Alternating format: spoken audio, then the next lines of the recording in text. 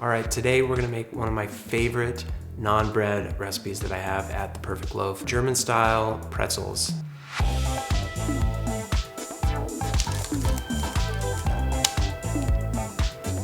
So the recipe for these German style sourdough pretzels also is included in my new cookbook. I just love this recipe because the lengthy natural fermentation brings a lot of extra flavor to these pretzel, and I guarantee they're just gonna absolutely blow away any pretzel you've had at the store or any kind of commercially processed pretzel. These are the kind of large pretzels that you might have had that are super tender, chewy, and soft. The dough comes together super easy. It's really, really simple to mix, and you can either do it in a mixer or you can mix it by hand. And the reason that we can get that kind of flavor and that kind of color is because I call for using a lye bath. It gives the pretzel this super beautiful browned crust with a shine to it, and it really imparts that pretzel flavor that you've come to expect from a large German style pretzel. So for the equipment for making these pretzels, I like to use my large bread dough stand mixer. If you don't have a bread dough mixer, you can always mix this dough by hand.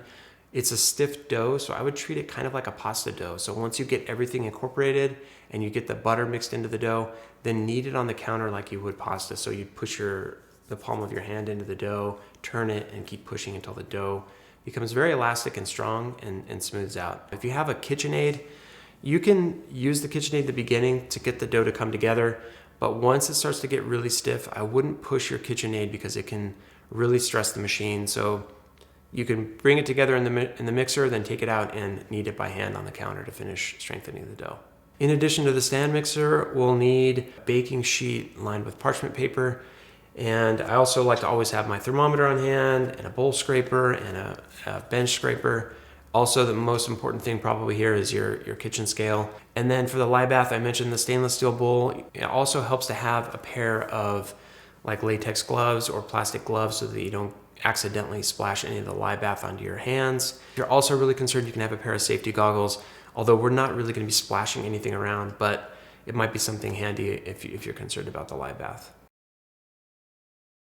Go over the ingredients you're going to need for this pretzel dough. So we're going to need 2 types of flour. We have a mix of high protein and medium protein white flour. So I use something like King Arthur bread flour and King Arthur all-purpose. 635 grams of the high protein flour, and then we'll need 171 grams of the medium protein white flour. I also call for 51 grams of whole wheat for the Levain that ripens overnight. So in addition to the flour, you're also going to need a little bit of diastatic malt powder. If you don't have diastatic malt powder added to the mix, you can always leave it out and continue with the recipe just fine. And then in addition to the flour, we're going to need 60 grams of unsalted butter. I like to cube the butter up and let it warm to room temperature. Then we're also going to need 17 grams of fine-grained sea salt. I like to use King Arthur pretzel salt to top the pretzel before baking. And then you'll also need your food grade lye or sodium hydroxide.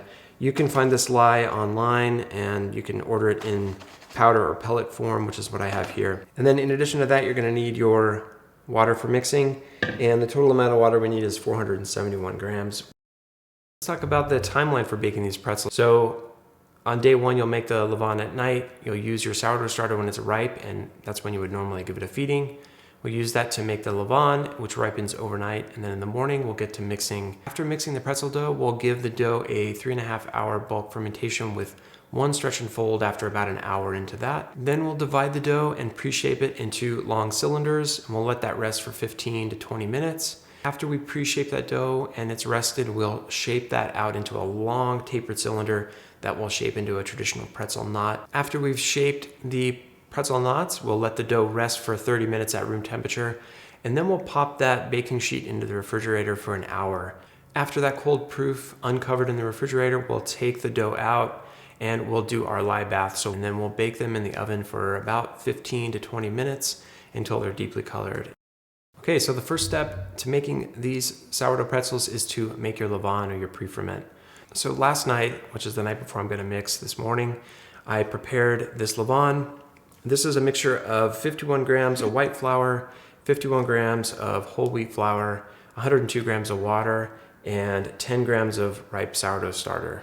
So again, use your sourdough starter when it's ripe, when you would normally give it a feeding, and mix the flour, water, and ripe sourdough let it rest overnight until the morning. You'll see that it's bubbly and aerated, and that's when you know that you're ready to proceed with mixing. So after preparing the Levain in the morning when it's ripe, we're gonna use it to mix our dough. Add the water, the flour, the malt, the salt, even the butter, everything to the mixing bowl right away from the get-go. Usually with adding fats to a dough, we might hold it back until the dough's been strengthened enough and then work the butter in as we're mixing. But because this dough is so stiff and so strong, we're gonna add everything together from the get-go to help everything come together a lot easier. Then we'll add both flours, the high protein and the medium protein, and the diastatic malt powder. Next, I'll add my 214 grams of ripe Levain. Okay, then I'll add my 17 grams of salt, and we're gonna add the butter in at this time as well. And this is room temperature butter, so I cut it earlier and let it sit out to room temp until it's nice and pliable. Everything's in the mixer. I'm gonna mix it on speed 1 for about 2 to 3 minutes. If you're mixing this by hand, just work everything together in a bowl, turn it out, and then knead it on the countertop. After that 2 to 3 minutes of initially incorporating the dough, I'm gonna let the dough rest for 5 minutes because it's gonna be super stiff and it's gonna really kind of stress the mixer. So I'll let it rest to let the gluten kind of relax a little bit. And then I'll continue to mix for another 4 to 6 minutes until the dough is elastic and smooth. All right, I've just finished mixing the dough. So now after mixing, what we'll do is we'll transfer the dough to our bulk fermentation container. I like for this dough to be around 76 degrees Fahrenheit. If your dough ends up being a little warmer because of your mixer, if you're mixing by hand, it's usually not an issue, but if the dough warmed up excessively due to the mixer, you can always pop it in the refrigerator for like 5 to 10 minutes to kind of bring that final dough temp down just a bit. Otherwise, just grab your dough. Since it's so stiff, I mean, you can treat it like pasta dough and drop it into my bulk container. Cover your bulk fermentation container and set a timer for 1 hour. It's been an hour into bulk fermentation, and what we're gonna do now is, instead of doing a traditional vigorous or gentle stretch and fold, we're gonna scrape the dough out to the work surface and essentially just fold it into thirds. So just stretch one side out, fold it over a little bit past the middle, stretch the other side out and fold it right on top.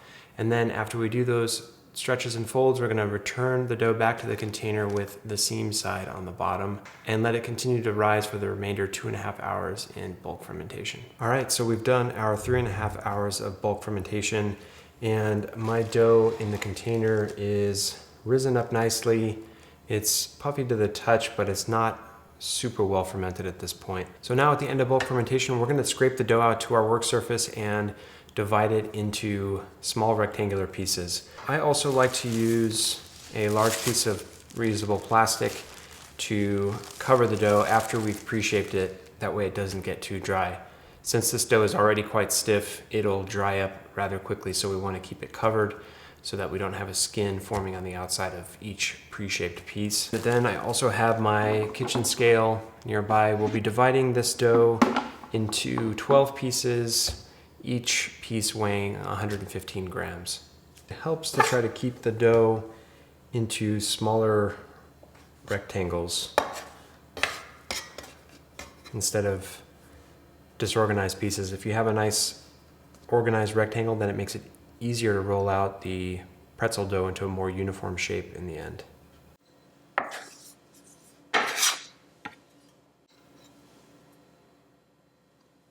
Okay, to pre-shape these rectangles into a about 5-inch long cylinder, degas the dough.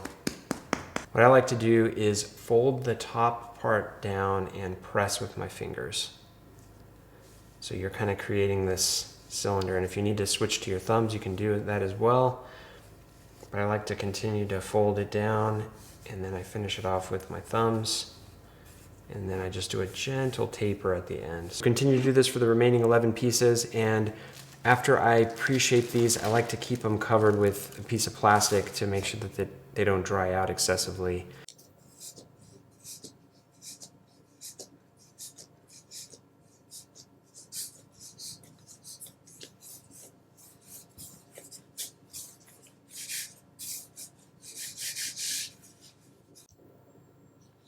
So we have our pre-shaped cigars here, our pretzel dough.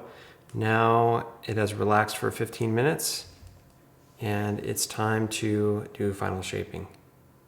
So take your pre-shaped pretzel dough, place it in front of you, and what we're gonna do is we're gonna roll this dough out into a long tapered cylinder about 18 inches or so long.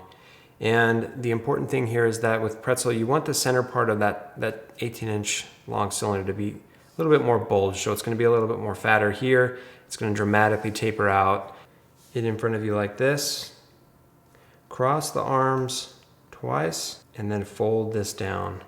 Transfer this to your baking sheet and finish shaping the remaining pieces.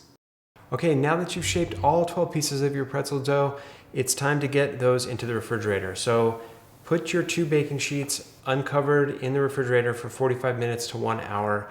They'll continue to proof a little bit until they cool down, and I find keeping them uncovered in the refrigerator helps to develop a really thin crust on the outside of the pretzel. Why do we use the refrigerator? So the refrigerator cools the dough down, so it makes it much easier to do the lye bath. So we'll be handling more of a firm dough instead of a really well-proofed pretzel dough. So the firm piece of dough will be easier to dip into the lye solution and onto the baking sheet. Okay, now that your dough is in the refrigerator, chilling and finishing to proof, put an oven rack in the top third and one in the bottom third in your oven and preheat it to 450 degrees Fahrenheit.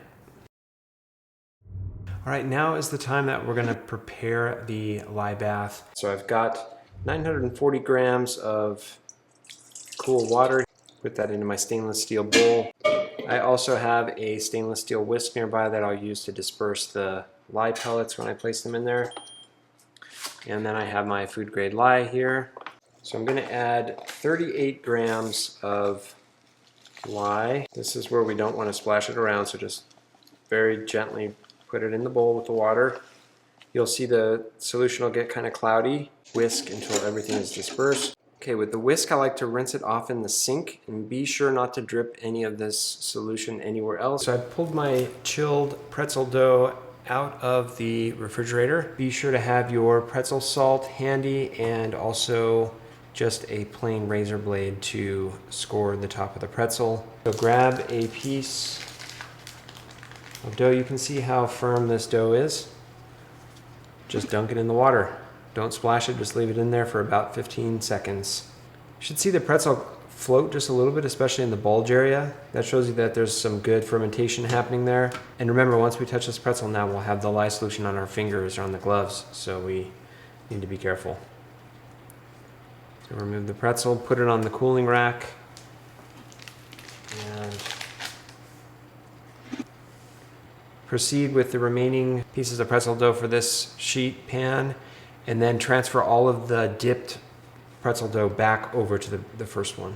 Okay, the pretzel dough is all dipped in the lye solution and they're resting here on the baking sheets. The oven is preheated, and now we're going to carefully use a razor blade to score the bottom of the pretzel, the bulge area, and be careful not to touch the dough at this point, or you can wear gloves.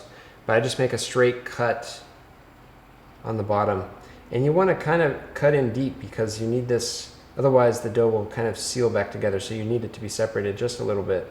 And then grab some pretzel salt, and you can sprinkle the salt over the entire pretzel if you like. I just like to do it on the bottom side. Once you're done scoring and sprinkling them with salt, put the baking sheets in the oven and bake at 450 for 10 minutes. After 10 minutes, I like to rotate the pans back to front and top to bottom, and then bake at 425 degrees Fahrenheit for 6 to 10 minutes more. Okay, so the pretzels have finished baking and they're out, and they're incredible. This is the kind of thing I love, opening my home oven and looking inside to see this kind of pretzel. The exterior is crispy, very slight crisp to them, and if you tear them apart, they're chewy and tender, and it's really everything you're looking for in a German style pretzel. Long fermentation time brings a ton of flavor to these pretzel, and that in combination with the lye bath has all that deep pretzel flavor that you've come to expect. So I hope this video showed you just how easy it is to make these pretzels. I hope you try them in your home kitchen, and happy baking.